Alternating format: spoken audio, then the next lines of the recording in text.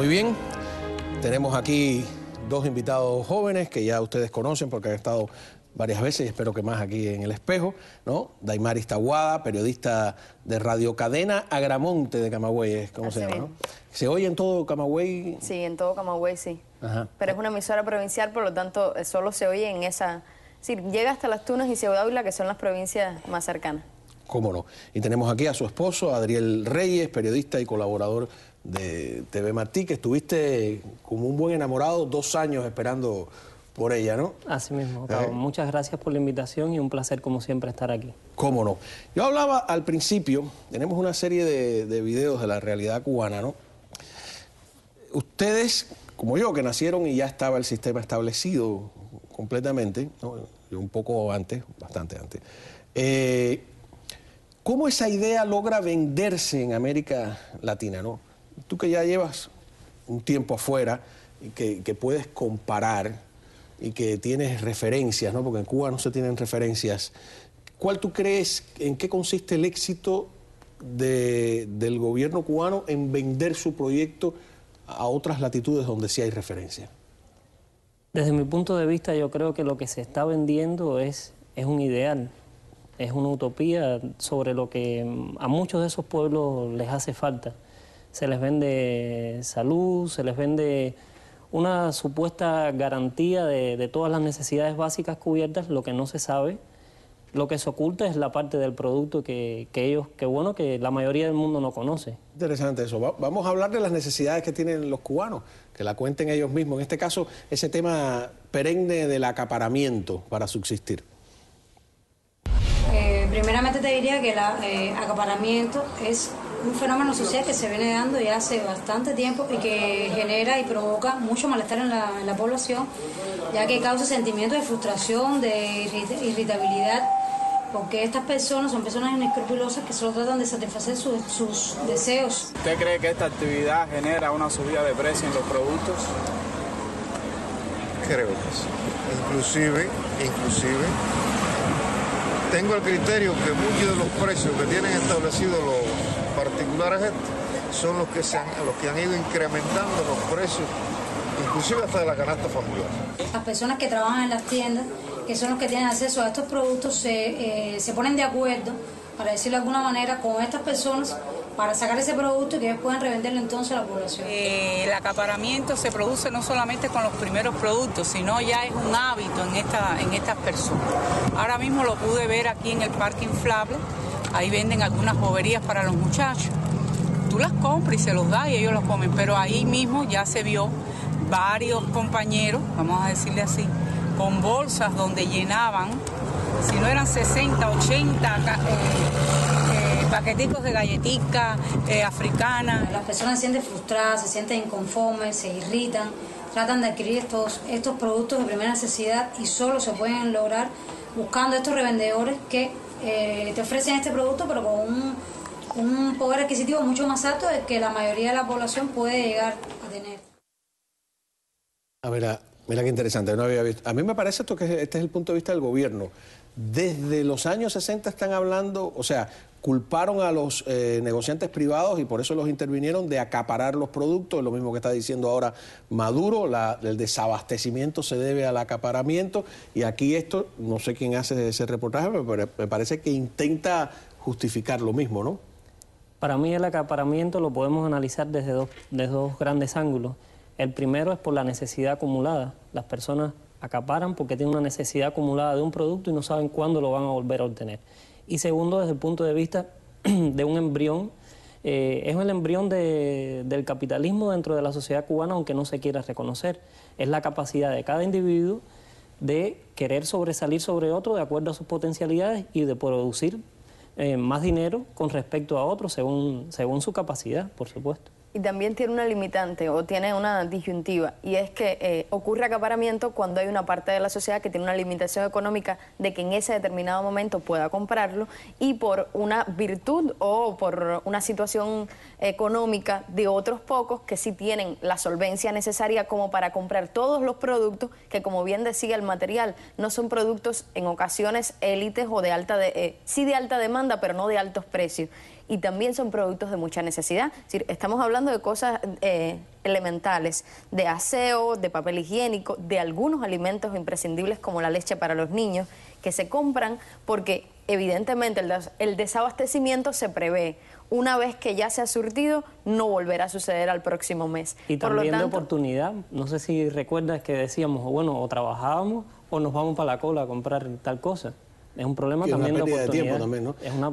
Tienes que tener ese tiempo para eso. Si esta gente podría meter preso a las hormigas por estar acaparando demasiadas hojitas en el hormiguero, ¿no? Yo creo que eso es un instinto. Hay un libro de Milton Friedman, el famoso monetarista norteamericano, que fue asesor del plan económico de Reagan, en que lo escribió con su esposa Rose, que son una pareja intelectual también interesante, que él habla de cómo el Estado quiere fijar precios y que hay un grupo de burócratas que se sientan en una oficina a determinar en el comunismo los precios de todas las cosas y que eso es totalmente imposible. Entonces él pone un ejemplo de un lápiz. Dice, vamos a ver un lápiz. Y dice, la madera fue cortada en unos árboles en Canadá donde el leñador cobra tanto la hora. El grafito fue sacado de Brasil donde costó tanto sacarlo, etcétera, etcétera. El hierrito para el caucho. Cuando saca la cuenta, el lápiz debía costar $2.000, ¿no? Y entonces, ¿cómo es posible que el capitalismo lo venda a 15 centavos en una tienda, ¿no? Y entonces él explica ahí toda la división del trabajo, cómo funciona el libre mercado, los precios, etcétera, etcétera, y por qué es imposible que un burócrata fije, porque no puede saber el precio, ¿no? En cierta medida, los precios altos no se deben al acaparamiento, se deben al control del Estado.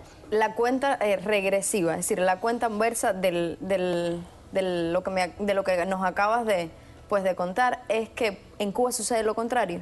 Y es que un producto que se puede estar produciendo en Cuba, como por ejemplo, un trabajo de investigación que hice un tiempo antes de salir de Cuba, una lata de pasta de tomate, del conocido puré de tomate en Cuba se comercializa a 138 pesos cubanos. Estamos hablando de $5.20. Y el importe solo es de 25 pesos cubanos. El importe de producir la lata de pasta de tomates de 1 galón. Se produce en Matanzas y ¿qué puede costar repartirla o transportarla a todo el país? No es una diferencia de 110 pesos. Y así es como se llega, digamos, a los sobreprecios, a esos precios que no podemos acceder o que no pueden acceder los cubanos de manera normal. Y es la parte difícil de la realidad cubana. ¿Quién acapara el agua? Otra pregunta. Cuando regresemos de la pausa, vamos a ver, y tenemos un adelantito del tema del agua antes de volver. ¿Qué es un reservorio? Un reservorio que se trae el agua de acueducto y entonces se reserva el agua y se le vende a la población. Eso viene un carro, tira el agua ahí y ya tú sabes, ahí vienen los tanques, cargan y se van y entonces la venden, ahí la venden, el agua la venden.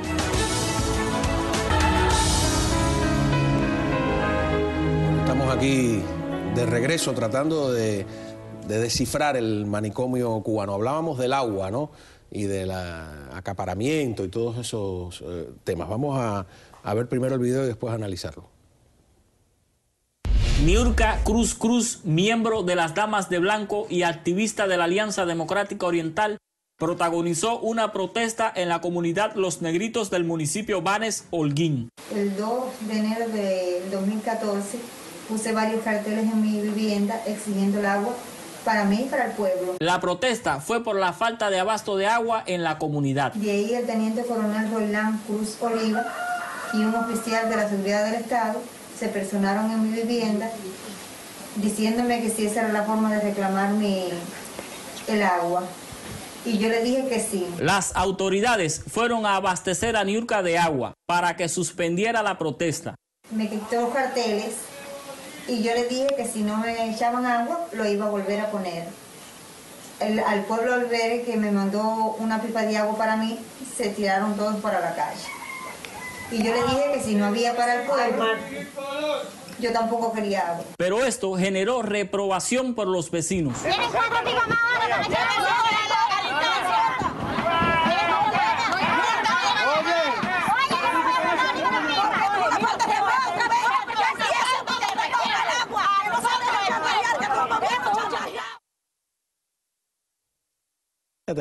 Además del problema del agua, a mí lo que me da tristeza en todo esto es que ese modo de convivir es humillante también, te va rebajando, ¿no? La primera bronca en una cola, la segunda, la tercera, y ya se vuelve un hábito de vida, ¿no?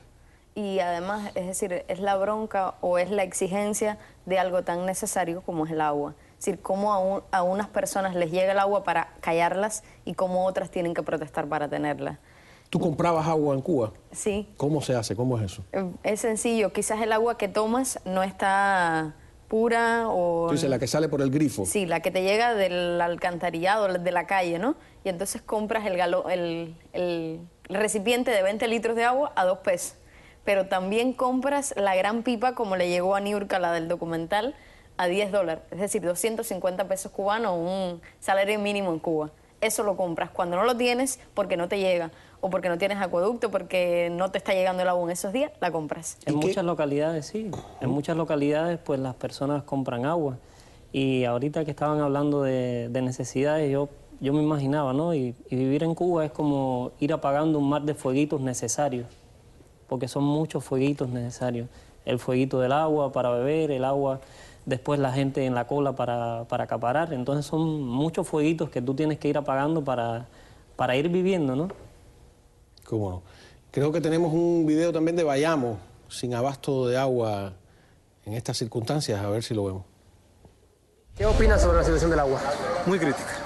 Crítica, realmente allí a 50 metros de mi casa pasa la maestra que pusieron nueva, pero no cae agua. Sí, la tubería principal, ¿no? La tubería principal, sí, pero no cae agua tampoco. Los residentes del lugar resuelven mediante una red de comercio de agua potable, creada al calor de la situación. Esto es un reservorio que puso el Estado, ¿no? ¿Qué es un reservorio? Un reservorio que se trae el agua de acueducto y entonces se reserva el agua y se le vende a la población. Eso viene un carro, tira el agua ahí.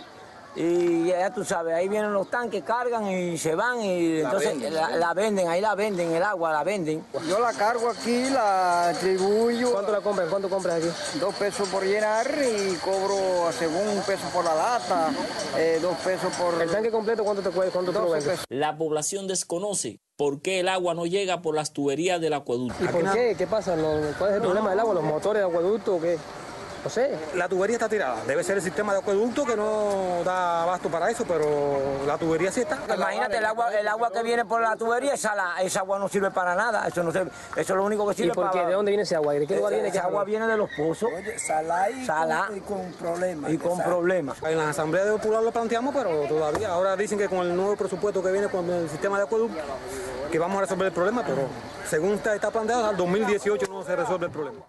En Marianao, antes de la revolución, había problemas con... Bueno, el eslogan de Marianao es Marianao, ciudad que progresa, que Jayalía lo ha tomado de ahí, ¿no? Y entonces había problemas con el acueducto y le ponían letreros al alcalde que decía Marianao, ciudad que se seca, ¿no? Pero esos problemas eran mínimos comparados con todo esto que sucede acá. Cuando yo llegué a Estados Unidos y a Panamá, que también tiene un gran, a pesar de ser un país subdesarrollado, un sistema... Tú abres la pila y sale un chorro impresionante para un recién salido de Cuba, ¿no?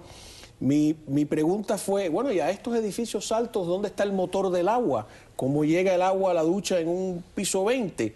Y me explicaron que no, que aquí no se usan motores porque el acueducto está hecho para que tenga suficiente presión, ¿eh? O sea, que llegan sin motor. ¿Tú no has extrañado los motores no te has preguntado? Lo que he extrañado es el tanque encima del último piso. Porque en Cuba los 12 plantas, o lo más grande que son los 26 plantas, o los 30, pues tienen los tanques en los últimos pisos. Y pues aquí se extraña. Experiencias curiosas, como hablábamos esa del motorcito del agua.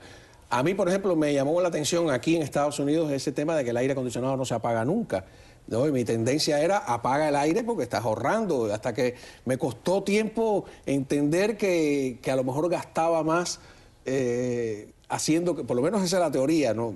Que se calentara la casa cuando regresas. ¿Qué te ha llamado la atención a ti? No me llamó la atención, pero una curiosa fue que en mi primer día en el elevador, mi esposo me dijo que íbamos para el piso 13. Y yo, oh mi Dios, se me ha perdido la tecla del piso 13 y no encontraba yo.